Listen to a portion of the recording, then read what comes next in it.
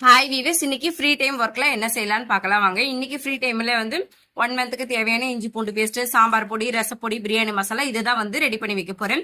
First வந்து இஞ்சி பூண்டு பேஸ்ட் ரெடி பண்ணிக்கலாம். நான் வந்து 1 வீக் வந்து கொஞ்சம் வெளியே போறது இருக்கிறதுனால நிறைய வந்து இஞ்சி பூண்டு பேஸ்ட் வந்து ஸ்டோர் பண்ணல. எப்பவுமே வந்து ஒரு பாட்டில் ஃபுல்லா ஸ்டோர் பண்ணுவேன். இன்னைக்கு வந்து ஒரு ½ பாட்டில் தான் வந்து பண்ணிருக்கேன்.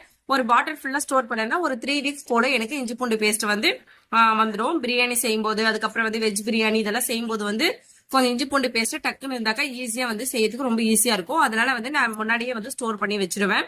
அதுக்கப்புறம் இப்ப வந்து சாம்பார் பொடி வந்து எப்படி செய்யலாம்னு சொல்லிட்டு பார்க்கலாம். சாம்பார் பொடிக்கு ஒரு 10 இருந்து 15 வரமிளகாவை ஃபர்ஸ்ட் ரோஸ்ட் பண்ணி எடுத்துக்கலாம். அதுக்கப்புறம் வந்து ஒரு 1/4 கப்பு, எந்த கப்பு எடுக்கிறீங்களோ அதே அளவு கப்பு தான் வந்து எல்லாத்துக்குமே மெஷர்மெண்ட்டுக்கு யூஸ் பண்ணணும். 1/4 கப் அளவு வெந்தயம், அந்த 1/4 கப்பை விட கொஞ்சம் அதிகமா வந்து பச்சரிசி, இது எல்லாமே வந்து நல்லா ரோஸ்ட் பண்ணி எடுத்துக்கலாம். ½ கப் வந்து உளுந்து, ½ கப் வந்து கடலைப்பருப்பு, இது எல்லாமே நல்லா வறுத்து எடுத்துக்கலாம். உளுந்து கடலைப்பருப்பு மட்டும் ரோஸ்ட் ஆகுது கொஞ்சம் லேட் ஆகும். 1 கப்பு மிளகு, 1 கப்பு சீரகம், இது ரெண்டும் வந்து டக்குன்னு ரோஸ்ட் ஆயிடும். அடுப்புல போட்ட உடனே வந்து ஜஸ்ட் ஒரு 2 செகண்ட்ல வந்து ரோஸ்ட் பண்ணி எடுத்துருங்க. அதுக்கப்புறம் தனியாவும் வந்து சீக்கிரமா ரோஸ்ட் ஆயிடும். இதுவும் வந்து 1 கப் எடுத்துக்கோங்க. தனியா 1 கப் தான் எடுத்துக்கணும். மிளகு சீரகமும் 1 கப்பு, மத்ததெல்லாம் ½ கப்பு. வெந்தயம் அரிசி வந்து 1/4 கப் எடுத்துங்க. ஃபைனலா வந்து பெருங்காயம், மஞ்சத்தூள் சேர்த்துட்டு நல்லா சூடெல்லாம் ஆறுனதுக்கு அப்புறமா மிக்சி ஜார்ல போட்டு நல்லா அரைச்சு எடுத்துக்கலாம். கொரகொரப்பா அரைச்சு எடுத்துக்கோங்க. அரைச்சு எடுத்துட்டு நல்லா ஹீட் இருக்கும், அதை வந்து நல்லா ஆற வச்சுட்டு அதுக்கப்புறமா வந்து பாட்டில்ல ஸ்டோர் பண்ணிக்கலாம். இந்த மாதிரி ஸ்டோர் பண்ணும்போது நான் சாம்பார் பொடி வந்து எப்பவுமே ஒரு பாட்டில் ஃபுல்லா வந்து ஸ்டோர் பண்ணிடுவேன். எனக்கு வந்து 1 மந்த் ஃபுல்லா வரணும். அதுக்கப்புறம் பாத்தீங்கன்னா பிரியாணி மசாலா தான் வந்து ரெடி பண்ண போறேன். பிரியாணி மசாலாக்கு பட்டை, லவங்கம், கிராம்பு, சோம்பு எல்லாமே எடுத்திருக்கேன். இப்போ ஒவ்வொன்னா வந்து ரோஸ்ட் பண்ணி எடுத்துக்கலாம். ஃபர்ஸ்ட் வந்து தனியா, மிளகு, சீரகம், சோம்பு இது 4 ஒன்னா சேர்த்து வறுத்து எடுத்துக்கலாம்.